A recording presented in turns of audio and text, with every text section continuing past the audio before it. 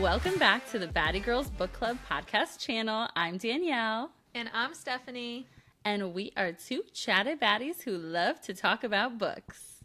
For this week's author spotlight, we have K.M. Davidson, author of the Sirians series, which is a 5-book planned series. Darkness Comes Again, which Danielle and I just devoured, is the first book in the series and was published in April 2024. Now, Katie is gearing up for the release of the second book in the series called Fate Demands Sacrifice, which is scheduled for release in November 2024. So instead of me telling you, who better to do it than Katie herself? Welcome to the podcast, Katie. Woohoo, welcome. Yeah, thank you so much for having me. Of course. We would love if you could share a little bit about what the series is about, spoiler-free, of course, and what types of readers might enjoy first book, the series as a whole, all of that. Yeah. So, high level, the series follows the FMC Riva, and it's first-person point of view, and she's essentially lived her entire life in seclusion, suppressing these powers that could otherwise get her killed in her world, until the neighboring kingdom comes asking for her mentor's help to heal their sick prince, but the mentor sends her instead.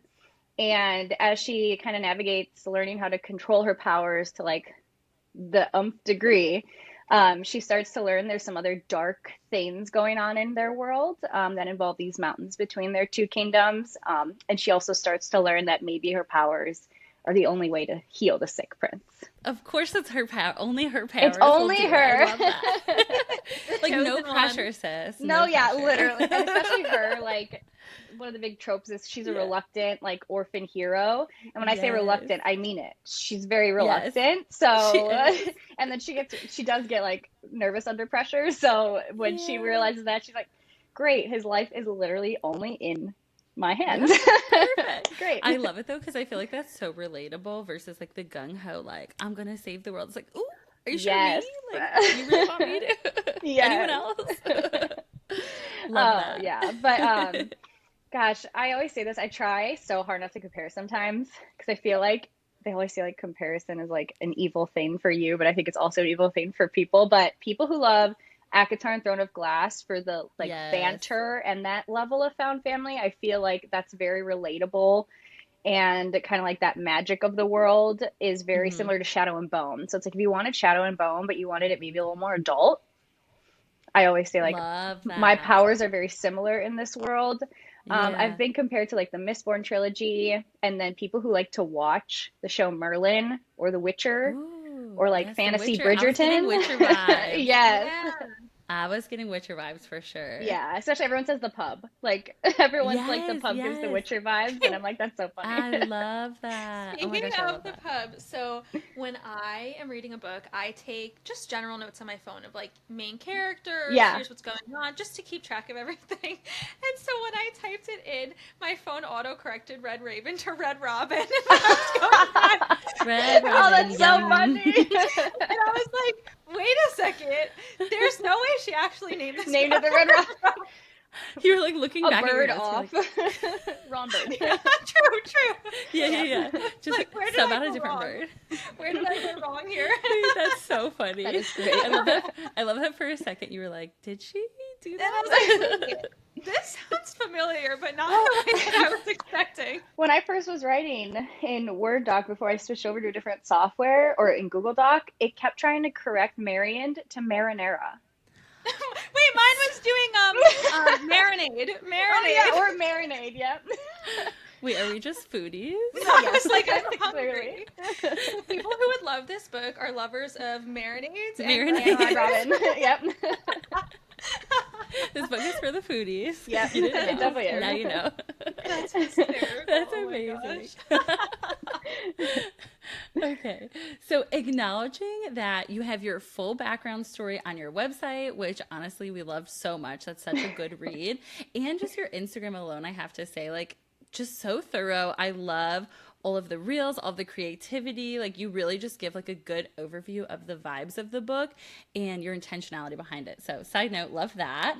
But we would absolutely love it if you could just briefly share how you got to the place that you're at now, how you became an author, your journey of writing. We would love to hear more about that and share that with our listeners. Yeah, my journey is so long. I feel like because I tell people I've been writing since I was super young. Like my first story I ever wrote, I was 8 and I won in like a local competition for our district. And it was a short story about these kids that were stuck in their school and realized the janitor lived there. And it was definitely like a paranormal type of thing. There might have been werewolves, I can't remember. But I was like such a storyteller from a young age. And I started to really pick up in high school when I realized like, oh, yeah, I could be an author. Like that's a Yeah. real thing. So Yeah. I started like a creative writing club in my high school. I got like creative writing classes put on the syllabus for like that, the That's so extra level cool. arts, and um, really wrote a lot in high school. I was a Wattpadder, but I didn't write. Wattpad. We learned a Yeah, lot about that there recently. is. I feel like it's that generation. Like that's how we Yes. wrote. Like you either started in fan fiction or you really were like making up your own stories. Yep. So I was like the making up my own stories from the beginning. And at first I was going to major in psych in college, but then switched to creative writing. And all through college, I would like dabble in some ideas, but like with reading and essays, it just like got away from me for the most part. But I collected probably over like 20 ideas in my Google Drive that are still there to this day. I call it the vault now. Love. And I kind of dabbled in writing throughout the years. Like I would pick something up, put it down, go on with my life. And there was always that like just that same cycle until early 2023. I think after like book talk, I got back into reading again after like I finished my MA and then book talk happened and I was like, oh, I can enjoy reading again. I started, of course, wanting to write again. And then last year in early 2023, I was like, I just want to finish my book and then I'll see what I want to do from there. But Yeah. then the job I had was trying to make me their marketing director. So my life became like any time of day, they're messaging me about something. Yeah. And that fell away again. But then when it came time to be like, well, I kind of need to pay and I'd like the title for this. And they said no. And I was like, okay, bye. Not doing this anymore. Yes. So I Yeah. left and got a job that was like, quote, easier. Yeah. Gave me like my life back, basically. At that same time, was reading, I got introduced to indie authors. So Krista Broadbent, Melissa K. Rorich, Yes. those people like Jay Bree. And I was like, wait a minute, these are really good. Like for self-published, I was like, Yeah. is this my path? And so I started, I was like, you know what? Let's sit down, finish. I sat down and started in June. I started my book, my book account, and I finished the book in like August. And by the end of 2023, I was about to send off to beta readers by the time like end of 2023, early 2024, and I had a release date. My friend was working on the cover art. Like I was like, oh yeah, we're doing it. And slowly but surely we got to the point we're at now. So That's incredible. That's so fast and furious. I love that. And I it feel makes like, me so mad because I'm like, I waited yes. all this time and it took Yes. me it took me like 10 months total to sit down, write, Yes. edit, produce, and publish. And I'm like, oh, and here we are again. Book two is coming out 8 months later. So, I feel like something else that a lot of people don't talk about is the hurdle of social media and like figuring out how, what you yes, want, and yeah. even just curating posts for your audience. I mean, I watch Yeah. TikTok and I'm on Instagram all the time, and creators make it look so easy, and then you have to make a video yourself, and you're like, It's not. Mm-mm. I'm millennial, pausing everything. Like Shoot the the whole video transitions with are the off. camera facing the wrong direction. I've never done No, that. No, never. Never. I feel Never, like never, never.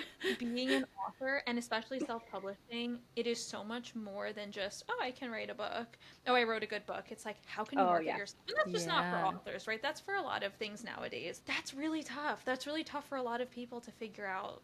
it is, and it's like you have to stand out somehow. Like, Yeah. and it's kind of like for me when I first started, like trying to market my book, I was like, how do I make this sound not like every other book out there. Like, how do I Yeah, make this? yeah. Because at first, for a long time, the imposter syndrome was telling me, like, this is just like ACOTAR, except not Fae.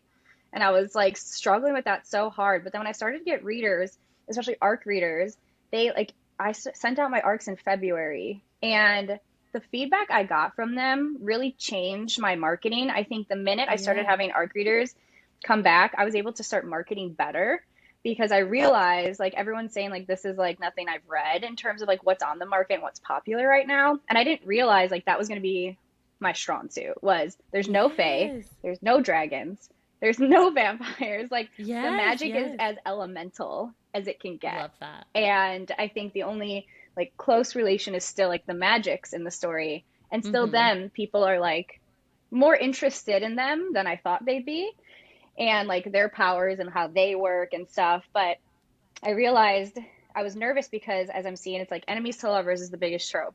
And Love. morally gray Our FMC, favorite. I love it too. I'm equally as drawn in. And like morally gray FM, like Yep. MMCs and FMCs and like all this stuff. And I'm sitting there, I'm like, I have a cinnamon roll and it's friends to lovers. And I'm like, dabbling in other tropes that Yeah. just aren't popular anymore.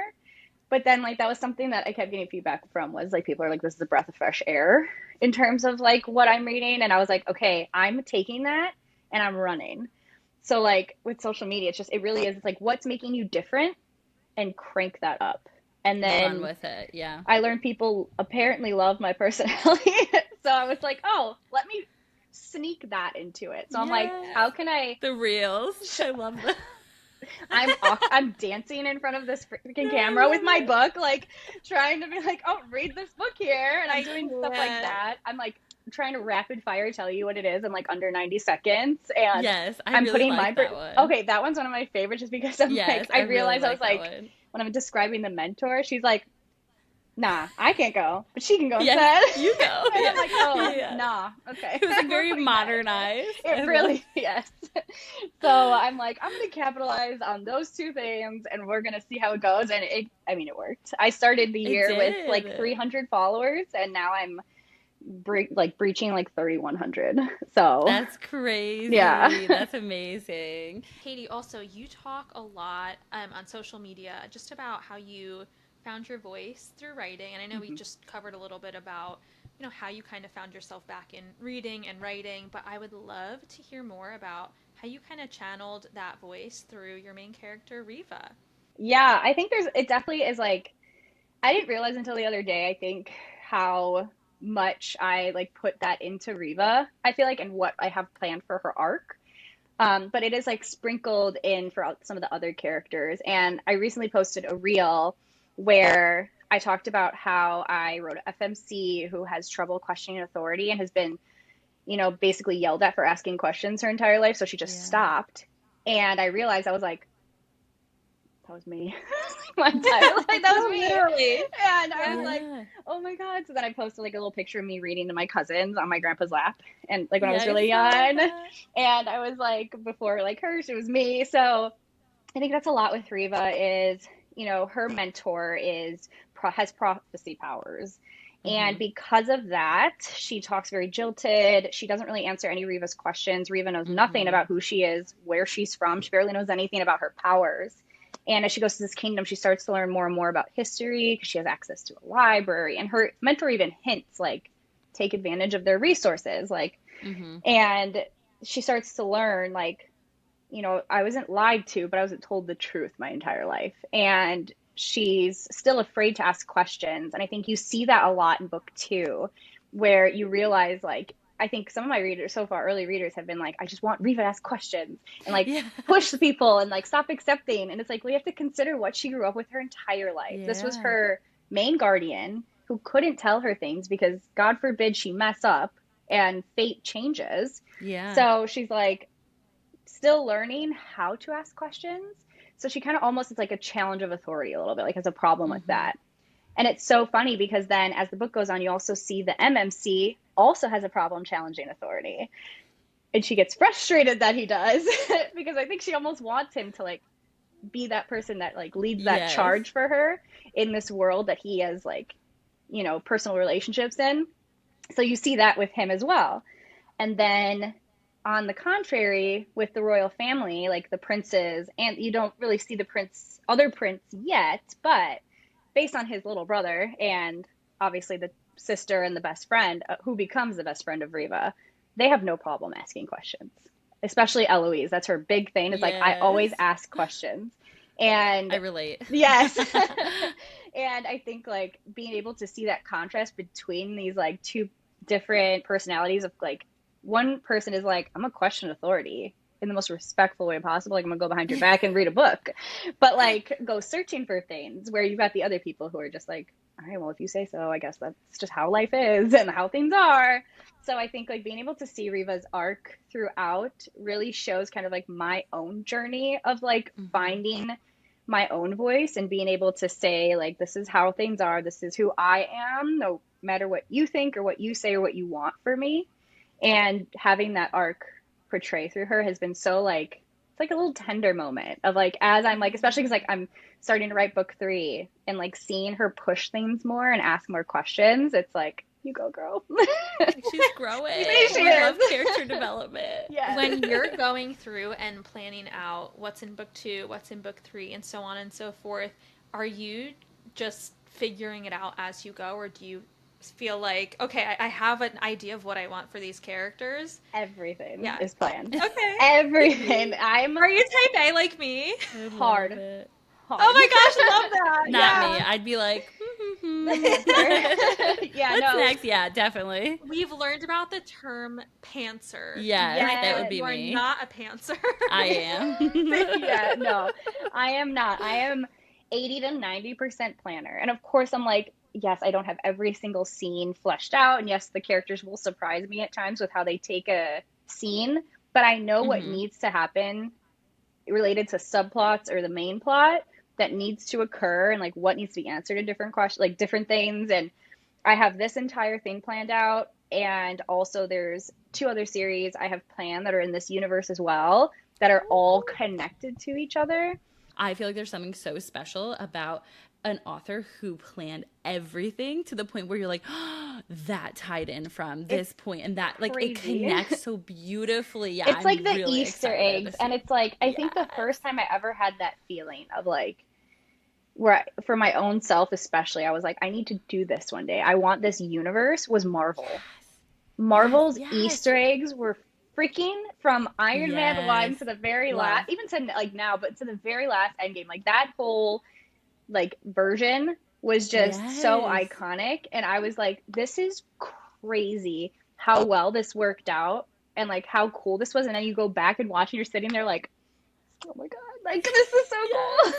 So I'm like, I want people to have that feeling of like going back and being like, oh my God. And like, it's so fun to go back and read my own books now that I've obviously finished book 2. It's coming out. I'm starting book 3. I've got a novella coming out that I finished. And like, I was listening, my audiobook narrator got me like prologue and chapter 1 delivered to me. And I was listening to it, which is such a cool experience because it Yes. felt like reading my book for the first time. Like I was like, whoa, like this is such a strange little like fun thing. But as she was reading chapter 1, I'm sitting there like, I'm not lying.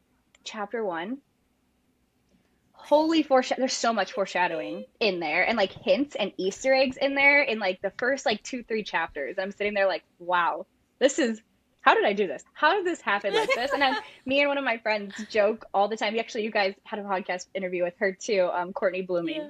Me and her Yes, talk yes. all the time about like how we're like trying to fix something and we're like stuck. And then we come back to it. We're like, oh, our subconscious totally planned this for us. Like knew what we Love wanted it. and put this in here, like totally had to be intentional. And I That's feel so like that cool. now as I'm going back and sitting there like, oh, that's pretty cool.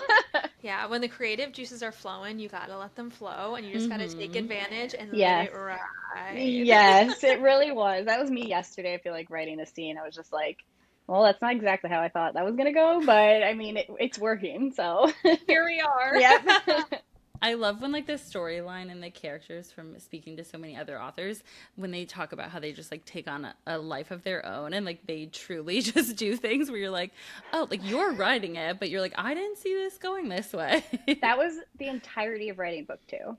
because Oh no. as you guys have read, and as I hint on my Yes. social, there is someone that appears at the very last page of I sure Yes. book do. one. Of book You one. left me on red hard. That's such a good I was way like, to put ma'am, it. yeah, you left me on red. I need to know what happened next. This particular character, I really like, I knew the type of personality he would have, and I knew how Yeah. he would talk and interact with everybody and what he'd be like, and I knew how I wanted to structure it. But the minute I would put him on the page to do something, it was like he slowly was just like shoving me out of the driver's seat and like slowly sneaking in and being like, yep, I got it from here. Got And I'm it. just like, all right, damn, well, that's better than I thought it would be, but like also like you need to calm down. And just like seeing some of his interactions with people, I was like, you have an obsession problem in like the best way possible. And it's, Ooh. you don't see, he's definitely got two. And you definitely see the Yeah. one in book two, but like you start to see the other one in book three as well. And it's like you just Ooh. realize you're like, you're a special person, aren't you? And like I'm such a strong excited. personality. So it's funny to see people like react to his character art that I keep posting, because especially like some of my Yeah. readers, like early readers and ARC readers, are like obsessed with him. And I'm like, you haven't even really met him yet. You met him at the last page. And they're like, but that last page. And I'm like, It doesn't no, matter. you're It right. did it. It did it. It Yeah. was the locked eyes. Yeah, the moment. I'm nervous, but I'm excited now. I feel like it's going to bring in like a whole different dynamic to the storyline. So I'm really excited to see. Really does. It You looks like. you just start Yeah. to see a lot of the, I feel like this really brings in a lot more of the politics of things. Yeah. And you start to hear a little more about kind of like what has Marion really been doing Yeah. this whole time, like these last few years with the whole like dark abyss and everything, like how have they really Yeah. been reacting, and like how do they do all that. And I think being able to see it through Riva's point of view as she's learning all of this too, she's sitting there like, what the hell, like Yeah. like what is going on, like just like, wow, I'm really in this now. Like We're in it. yeah. I have to ask, because I actually just thought about this as you were talking. So, the first book we have from Riva's point of view. Mhm. The second book, is that also in Riva's point of view? Yes, The novella. different point of view. Ah! Yeah. I don't And know I why can I just even thought say, it. like, Yeah. honestly, if we can tell you who it is, Okay, tell us. it's Remy. It's his story. Yes. It's his like background and Oh, his I'm like life excited. story and everything. And I get chills thinking about this freaking story. Yeah. Oh My my best God. friend read it, and she obviously my like one of my number one fans, and she got to early read, and she's literally texted me about it. She's calling me a bitch because of what I do in the story. She's telling me Right. like Yeah. commenting in my document. She literally put, when this one trauma scene happened, she goes, "You're straight up hoe for this," and I'm like, oh. You a hoe. Straight Thanks. up hoe. That's Yeah. so funny. I'm like, good, that's what I wanted. Yeah. Put that in the blurb in the beginning of the book. That's literally gonna be the Reasons you should review. read my book. Yeah. One of those reviews that's like on the back with the like Yes, synopsis. exactly. Yeah, that's Yes. 100% what I'm You gonna a put. straight But up hoe. she messaged me and she's like, you know, I love anything you write, and I love your writing. She's like, but this is by far one of my favorite things you've ever written. Aw. And I was I'm like, thank excited. God, because this was so challenging. A novella is so much harder Yeah. than I thought, because you have to accomplish exactly what you're doing with one book in like anywhere like over 85,000 words Yes. in probably 50,000 or less. Like you have to get you to like Concise. the characters. I have to get you to like fall in love with them. I have to get you to like be Yep. invested in them. And it's like, I think it's helpful for the people who have read Darkness Comes Again and or Fate Demands Sacrifice by Yeah. the time this comes out. Well, totally, everyone loves Remy more than I even anticipated Yeah. people would. But for the people who don't, because this could be a standalone that like introduces them to the series, it's still like, I have to try and intrigue you here. So Yeah, you need the hook. yes, so that's from his point of view as well. And then starting in book 3, we add a second point of view to the series. Ooh. For the rest of the I series, love yeah. it. Dual POV is for me. Yes, it has been interesting to flip-flop between the two, to have to write the Yeah. chapters as first person.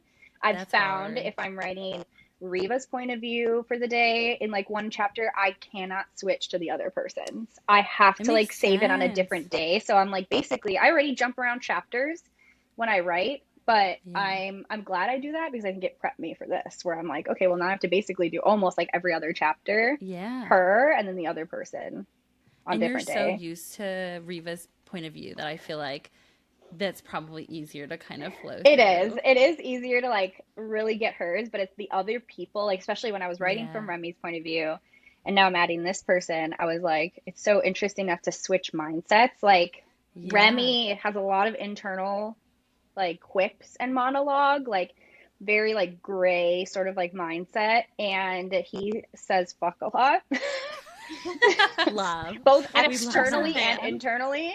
And he's just like the most sarcastic person. So like in his mind, Yeah. he's sitting there like, I think there was a part where he was basically, who am I to judge? Like something's happening, and he literally says Yeah. that it's in his like mind. So he's Yeah. very has a strong voice internally. And then this other person's actually kind of been a challenge because they're very complex. So I have to like really Mm. think about how their internal thoughts will go. And they're a Yeah. very calculated person. So it's like trying to like navigate, like, okay, how do I say that in the mind of like someone like this? Yeah. That's That sounds interesting. really challenging but fun. Oh, yeah. And I'm nervous and excited now to find out who Oh, it is. yeah. At the I'm end like at the edge of my of, seat. I think at the end of book two, I've got like a basically at the last page, it's going to be like a little like the story continues in book three. I'm going to have Yeah. book three's title and then with an added point of view.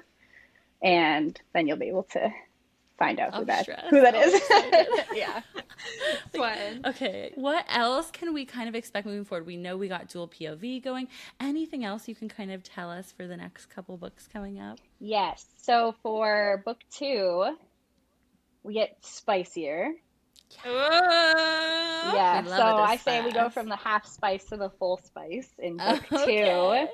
And I think like I feel like it does get darker Okay. and it starts to Makes get a sense. little more like challenging for the characters, I will say. You do meet the villain in book two. You Cool. don't know exactly. You kind of like there's definitely a ball and you meet all Yeah. these people. So the villain's definitely there. Oh, And then okay. I almost like trick you a little bit at the I love a end good trick. when the cast realizes who the villain may be, like directly, like by name. And Yeah. then the epilogue reveals officially who it is.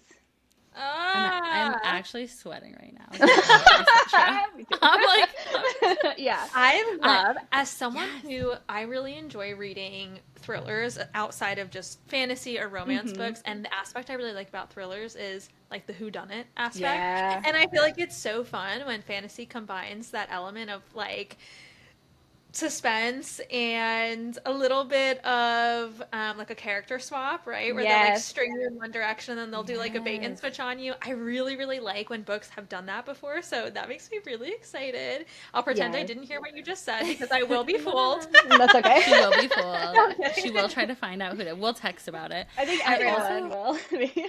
I feel like even in book one, I was going to mention that too. Like the amount of like mystery and Hmm. suspense of like figuring out like, okay, what's her magic? What's the darkness? Like I love, love, love, love, love that aspect of your book. And it kept me like going. Yeah. That was really exciting. I will say it's been like a fun surprise to hear people describe it kind of like mystery style because Yeah, there is still so much unanswered in the first book, and I will say like so many things there are is. answered in book two. But at the same time, like it's almost like okay, you get your basic answers, but then you start to also like, but there's something else happening, like also. So then you're like, Yes, okay, now different questions that are not yes. answered, and I think like another part of that too that's like big that you can expect for book two is I put like a little social media graphic where I think I had like one or two plot twists in book one. There's like four in this book. One Love. that no one has caught. Not a single Oh, early no. reader has Challenge caught it. accepted. But I say like I tell people like this is not like one of those like I just threw in like a fun little Hail Mary. Like this has been planned Yeah. from the beginning.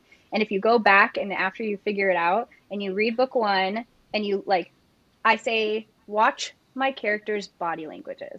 Okay. It's everyone's Ooh. because it's so I that's how I describe a lot because I feel like especially with first person there's so much fun you can have with body language because Yeah. from third person you can accidentally sometimes I feel like just say like oh she looked at me suspicious like so and so looked at them Yes. suspiciously and it's like okay You're but calling it out. Exactly. if first person they're doing something like they're like folding their arms and like leaning back it's like what are you hiding why are you like leaning away from me? Like, what's going on? So then it's like you catch things like that, and then like for a minute, like Reva's even kind of like, Yeah. like what was that? And but she can't quite grasp what it is. So it's like that same mentality of like how Reva describes people and how she describes body language is really important to some of these like major plot twists that I have planned for the Yeah. series that are like, I know people are not going to catch a big one that's in book 3 either, and it's going to wreck people. It will wreck everybody, and I'm so excited for it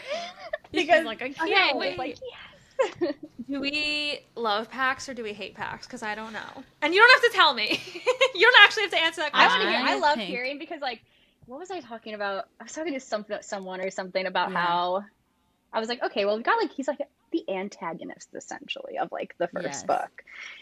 Since we don't know the villain and they're kind of like an ominous they out there. So he's kind of like the one that has conflict going. And I was like, yeah, of course I want people to not like him really. Yeah. And then I finished book 1. I'm sitting there, I'm like, I think I did too good of a job like of making people not like him. Like, I have to read. Yeah. He has an arc in the second book for sure.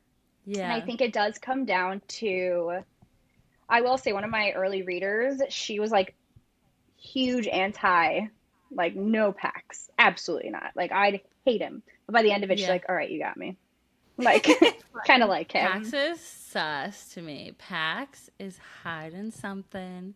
He is suspicious, and I know there's something Maybe she's coming. pulling a bait and switch on you. I think there might be something coming. There might be a bait and switch there. Darkness is coming, and it's Pax. I think it's like for Pax, it's his, when you learn his story of like his life, I think that's what changes things for people. Makes more sense. And you get to see kind of like, one of the things I feel like I do unintentionally with my characters is almost like they have similar traumas and like things that happen to them that are very similar, but they all turned out so differently. And I think that's a huge thing. Like, one of the big things I say is like Reva and the villain, I didn't realize until I was creating book 3's playlist and the novella for the villain, that playlist was, they have a lot of similar songs for their playlists. And I realized how much their arc is basically identical to each other, except obviously different directions. And I think that's even better, because I feel like as they start to like clash together and they like meet and they start to like communicate, that makes things even more interesting in conversation, because now it's like, I know you because I'm also you type of like dynamic. So I know what you're thinking. So let me try and convince you like otherwise. So I think that's fun. And it's similar with Pax, that I think like in the end, based on his life and like his family, you start to realize there's like some similarities in him and Reva in terms of like the trauma there. And and especially Reva, she's a very like empathetic person. So she starts to slowly like give a benefit of the doubt. And I think the only reason she gives Pax ever like a benefit of the doubt is because of Ellie. She's like, how can this smart woman love this jerk? Exactly. Without there being something there. And when I that was whole reading that dynamic, scene, I was like, Ellie, no. Yes, that whole dynamic is so like, was so fun to write, especially because it was like, it hit very personally for me when she was like, it's not saving him, it's bringing him out from the dark. Oh, yeah. I saw that was highlighted, and I highlighted. I saw it was also highlighted like multiple times too. I was like, oh really? I haven't looked to like see that yet, so that's so awesome to know. Yes. Oh, I gotta go in. I gotta download my own book. I gotta go in there and see the highlights because that's so nice to know. I know the living is so much like easier quote, or like living is so much harder, but God's is so much better. Like that one, I know that's highlighted a lot because people quote it a lot in like reviews that they post and stuff. So I know that's a big one, but to know that one's a big one too, like just warms my heart. That's super like, it's super deep, especially for like stuff that was like happening in my personal life at the time that I was writing that scene. I like reread it when I was editing. I was like, oh girl, like damn, like that hit. Yeah. I got myself with that one. Yeah, it really to people listening, this is not your sign to text him. Don't text him. Don't take that as a sign. You cannot save him. Trust me. Oh, this is fictional only. You're so funny, Seth. Oh my gosh, that was good. Okay, oh my goodness, you gave us so many little like upcoming Easter eggs and excitement, and I feel like you really just set the scene for what to expect for the rest of this series, and I'm nervous, but I'm excited to read the rest. Yeah. And I appreciate how much you were willing to share with us. Oh yeah, I love sharing just because I feel like it just gets people excited, especially like one of my biggest challenges I face is the fact that people like one of the, I will say, consistencies in like the more like negative reviews that I've gotten is they're like, there's no character arc. And I'm like, well, it's a 5-book. I'm like, that's a 5. You're like, first of all, you're wrong. First of all, there's a small Second one. of all, stay tuned. I'm sorry she doesn't go from like orphan to like trained masterful assassin in like in one book. And basically like you realize the book is like 2 or 3 months. Like it's like a short amount of time, and it's like, sorry that doesn't happen, but also it's a 5-book planned series. Yeah. And I started to notice when I started being more vocal about how many books I had planned, I started to notice the ratings started to shift again.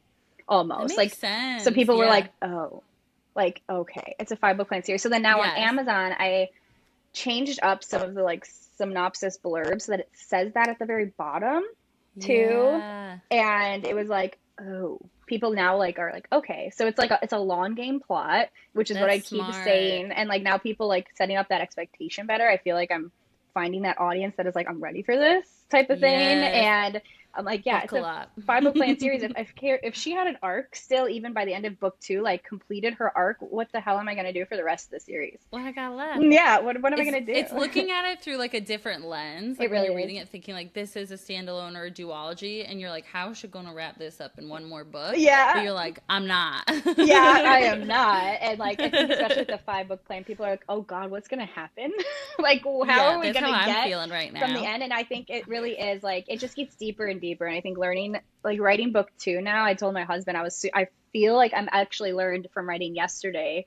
I had my biggest writing sprint for book 3 thus far. Yeah. I was like, I'm intimidated by it because it's getting plot heavy and it's getting subplot heavy, and we're starting to pull in the other books that are going to get involved in the future. And I'm like, ooh, this is hefty. I like wrote chapter 2 and I realized I was like, this can't be chapter 2. Like this is like just don't dump all this stuff on you like right out the gate, like Reva's first point of view, and we're like, oh wow, okay, we're learning so much. But it's fun to like have to try and be like, all right, how am I going to divvy this up really well? So the more I'm sitting here writing, I'm like, we're going to have a full on like ACOTAR moment where it's like you got ACOTAR and then you got the rest. Yes. You're going to have to like have like a timeline board and like everything laid out. Yeah, I've got like timeline things. I've got like connections. I got different sheets like pinned to each other so that it's like, oh, reference this for this backstory. And yeah, it's a whole thing. And I'm in Google Docs, and someone was telling me, look, you should try Scrivener. And I'm like, it's too late. Like, there's no way I'm switching this over. It's going to take me years to fix this into there. So no. We do not have, for Danielle and I, we don't have timelines or anything that we're not writing. But when we were just trying to organize, we tried to use, what was the name of the platform? We're like, it was so fancy. It was this fancy collaborative platform. Yeah, it was too and we're much. like, let's just go on Google Sheets and Google Docs. To the docs, so much easier. I was like, are we boomers? We I think we are. No, we are. I tried. It's just so much easier for me to keep track of everything in a spreadsheet. Like I should even use calendar. Like I make a calendar in a spreadsheet and then do the calendar. Yep. Like I'm just like, that's how I do everything. Yeah. I made my budget in a Google Doc instead of Google spreadsheet. Oh, I use it in a spreadsheet. I'm just kidding. It works. It does work. So, Katie, where can our readers find your book and follow along your journey besides your high school library? Yes. So, shout out. I know. Shout out to that teacher, man. She's like incredible that she's like, I'm going to put this in. And I was like, first of all, the fact that you have the fairy smut that is ACOTAR in that high school library is astonishing. Like, do you have silver flames? Like, are you serious? Yeah. Is that on a special shelf? Yeah. Do you have like special a 16 plus maybe? Yeah. Like at least the key to get to it. Like, yeah, seriously. So I was like, yeah, if you've got that, you can have mine. Like that's definitely. So that was such a like full circle moment, and so it's gonna be there. And then you can also find it anywhere you buy books, basically. So the Amazon, Barnes and Noble, and then it is on KU as well. Awesome. Well, we are so glad that we got the chance to highlight your series today. I think if book 2, 3, 4, and 5 are as great as book 1 was, this is definitely going to be a book that you do not want to miss. I agree with that completely. If you like what we have to say and you want to hear more, please leave us a review and follow us on Apple Podcasts, Spotify, Instagram, and YouTube at Baddie Girls Book Club. And don't forget to stay batty. Yeehaw.